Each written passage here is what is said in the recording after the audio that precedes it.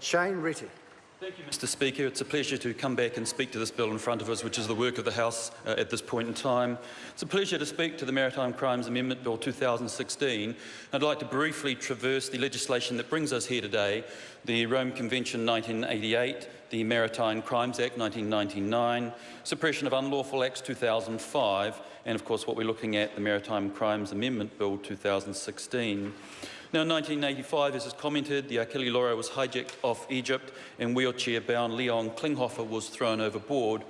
In response to that, the Rome Convention formed the Suppression of Unlawful Acts against the Safety of Maritime Navigation and Suppression of Unlawful Acts against the Safety of Fixed Platforms located on the continental shelf.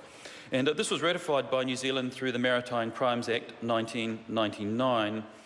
Now, the Maritime Crimes Act went straight to a second reading, which is kind of interesting because it turns out the day it came to the House, the House was under urgency, and Standing Order 273 said there'd be no first reading, and so it went straight to a second reading. At that second reading, the Minister at the time was Don McKinnon, the Minister of Foreign Affairs and Trade, and he made these points on the Maritime and Aviation Crimes Bill 1999.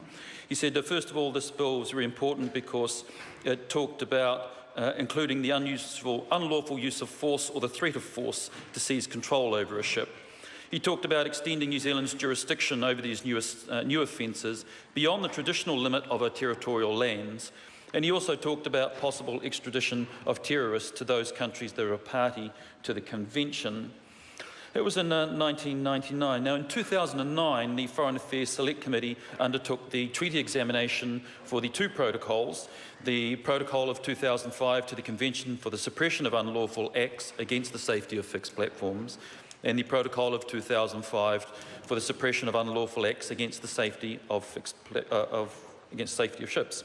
Now, these were collectively known as the SUA 2005 SUA protocols. This Select Committee had one submission. And an important change here was the Rome Convention talked about shipping as being a target. The 2005 SUA protocols talked about maritime vehicles and ships, etc., as actually being vehicles for causing terrorism.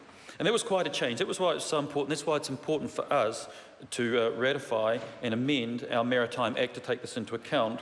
There's particularly three new offences that were created under the SUA 205. That is, 1, maritime terrorism; 2, illicit trafficking by ships of weapons of mass destruction; and 3, transportation by ships of fugitives. The 2009 Select Committee examination was very thorough, and the national interest analysis that accompanied that said there were only benefits to New Zealand in being a part of this treaty.